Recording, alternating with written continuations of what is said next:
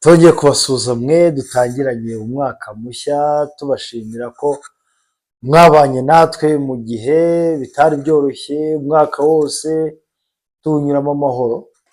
Ndabashimye cyane, muri abantu b'abagabo, muri abantu b'abataramu. Wagwana muramwibuka wagwana. Yakundaga kubivuga cyane wagwana. Mbabwira ngo uyu mwaka mubona twinjiyemo ni umwaka utari uwo kujenjeka. Wishimye ngo wawugezemo, ariko ni umwaka wo utari uwo kujenjeka, gukora cyane bashyiramo imbaraga. Ukareka ibintu by'ubuzembe, ukareka kuzembazemba. Azemba urasigara, azemba ikimuga. Ariko mvuze kumugara cyangwa ikimuga, mba mvuga ikimuga cyo mu bwonko, ikimuga cyo cy'ifaranga. Muzumva kenshi ngewe mu magambo tuzaba tuganira menshi cyane, tuzaba tuganira ku ifaranga. Mani, uzabaye inshuti n'ifaranga. Buriya hari indirimbo abarokore bakunda kuririmba ngo inshuti zaguhinduka, abantu baguhinduka, ngo ariko Yesu we ngo ntajya ahinduka. Kuki adahinduka? Nuko ari we waturemye, n'umubyeyi nawe ngo ariko Yesu we ngo ntahinduka. Impamvu adahinduka urayizi? Urayimenya, ariko nuko yakuremye. Ariko ufite amafaranga bose baraza. Ariko udafite amafaranga menya ko nta gaciro uzaba ufite, my friend. Agaciro urimo kuguhamagara yo kugukora ni amafaranga.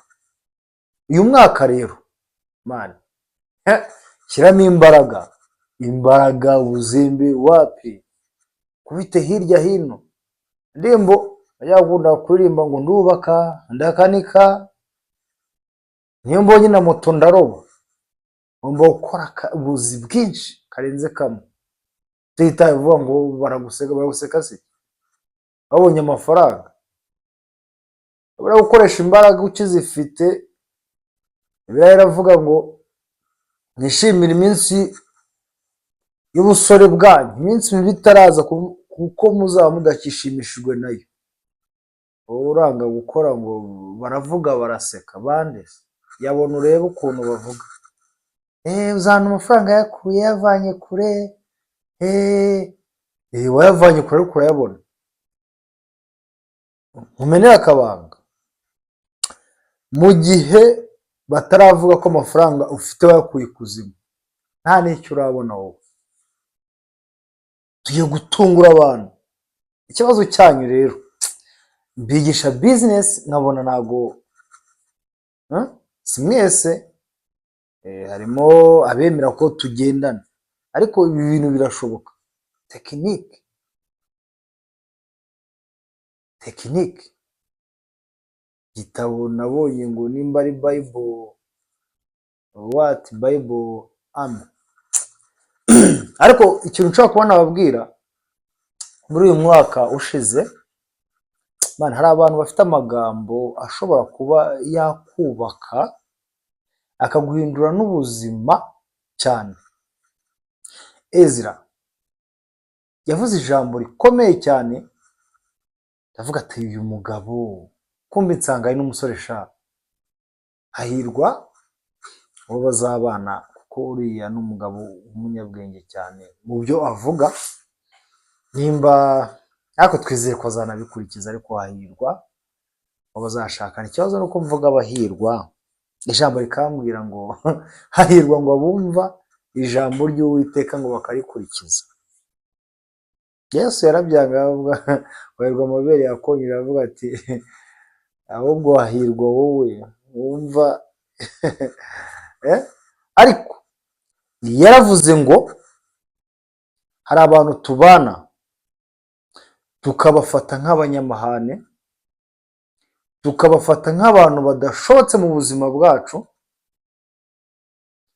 ariko wabareba neza cyane, wabajyana mu bigo bishinzwe abantu bafite indwara zo mu mutwe, ugasanga ba bantu bamaze kwangirika mu mutwe, urumva bafite ikibazo cy'indwara yo mu mutwe.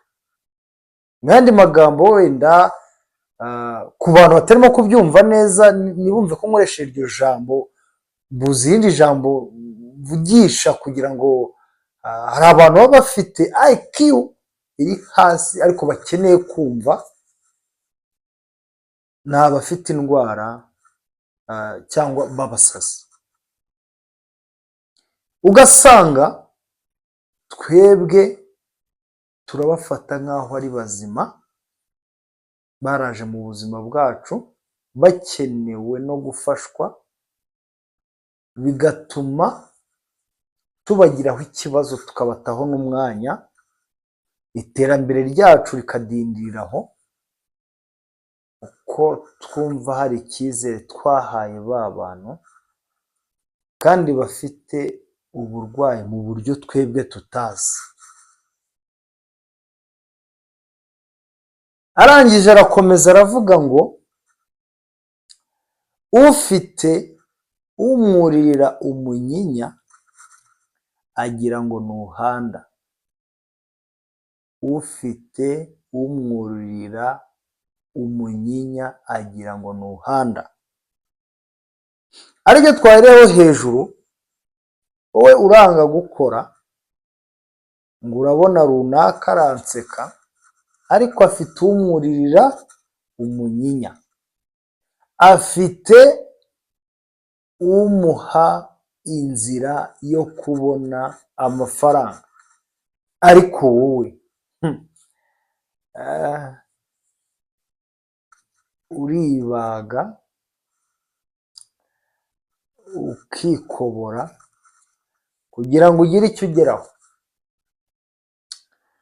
Niyo mpamvu rero ugomba wowe kumenya ubuzima bwawe. Kera twajyaga tugira cyangwa tukiri ku ntebe y'ishuri, ukabona umuyobozi w'ikigo aravuze ati mwese mwaturutse mu miryango itandukanye, muhurira ahangaha mukora imiryango cyangwa mukora umuryango, mbese mugira n'ubucuti bumwe buri indani, ntunsige bwa bucuti buba bumeze gutya, ati ku buryo mujyana amasezerano avuga ati turi inshuti. Ariko iyo amasomo arangiye mumaze gukora icya leta, buri wese acuka undi agacukwe, umwe kwa bosi, undi kwa ngofero, undi hahandi haringaniye. Atariko amahitamo yanyu yose ava ahangaha. Ntugende ugakora cyane, urufaranga uzarubona.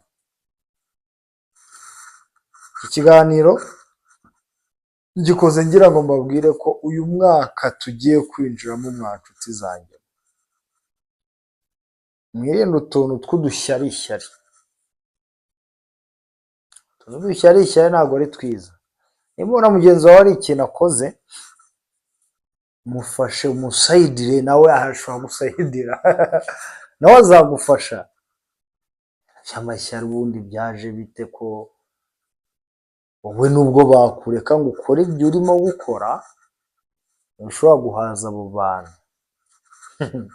Ntushobora habe na gato. Frank sinzi niba mumuzi, ariko muramuzi, ntabwo mutamuzi. Frank wa musore wakundaga, harya bamwitaga Kadogo, oya nawe Kadogo, ubu ni Frank, umwe wakundaga kuririmba ngo nimba yarimbaga muri healing, nimba yasuraga mu ndirimbo zabo, muri abantu bo muri worship, yagiye muri USA mu myaka yashize, batari mu mwaka sindiza, aho myaka yashize, we yaravuze ngo numvuga ukabaho ntacyo bitwaye, ntitaye uburyo uzaba wamvuzemo. Ariko nanone mwende kuvuga abantu nabi, ntabyo ntabwo ari byiza, byica seve.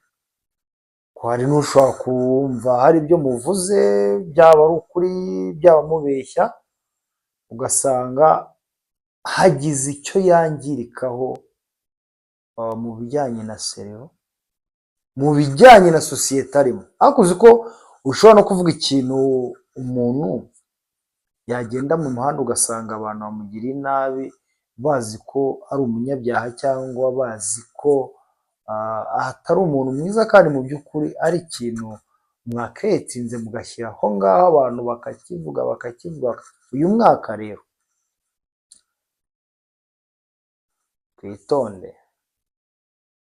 twitonde ku buryo tugendera muri system, tugendera mu murongo mwiza ukwiye. Ibintu byo kwirirwa mwigira kari akajya he finish tugomba kuba abantu b'abataramu. Buriya abarasta, njye sinzi impamvu nkunda kuvuga ku barasta, burya abarasta ntabwo bagira ibintu nk'ibyo mugira, ntabwo bagira ibintu by'uburyarya, ntabwo bagira ibintu byo gucabiranya. Oya, rasta umurongo umwe, nimba yikunze ikintu aragikuze, nimba cyanze ntacyo. Uyu mwaka tugomba kwinjira muri gahunda ikwiye. Hano kuri Marika Africa TV rero turabakunda cyane, twifuza ko tugomba gukomeza gukora umuryango ufite imbaraga, umuryango ugomba kugira aho ugera ufite intego kandi utarya wonyine. Kirazira hano kuri Marika Africa TV kurya wenyine, ugomba gusangira n'abandi. Mu minsi itaha ndashaka ko dukora wa muryango ushobora kuba wafasha abantu.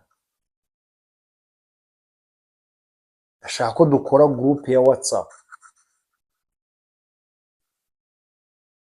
si na WhatsApp gusa, n'aha ngaha birashoboka ko twajya tuhaganira kandi tugakora ikintu kizima. Hari abantu hano hanze bababaye, hari abana hano hanze bababaye bakeneye imbaraga zacu. Kuri bya 5 wabonye, kuri bya 2 wabonye, kuri bya 100,000 wabonye, kuri za miliyoni wungutse, ushobora gukuraho aga percentage gatoya kaza kagahura na ka runaka, tukakora ikintu gifatika, cya kintu gishobora kutazibagirana muri ba bandi twabikoreye. Igihe ni iki rero cyo kwishakamo igisubizo, igihe ni iki cyo kugira ngo dukore. Tuvuga gutya gusa nta musaruro. Dufashanye rero kugira ngo mu gihe kizaza Imana, Allah, Yehova, uwo wizera, ntabwo twe tugendera ku madini, ku mahame, oya, ahubwo twebwe turi umuryango ushingiye ku rukundo, ushingiye gufashanya. Ndumva hari navuga byinshi tuzabiganiraho. Ndabakunda cyane rero, mwari kumwe na Marika Africa TV, tuzasubire kandi mbibutsa kujya mukora comment aho ngaho kugira ngo tumenya ka innovation bongeramo cyangwa ako tugabanya. Biba byiza cyane korana n'abantu muri kumwe. Sawa.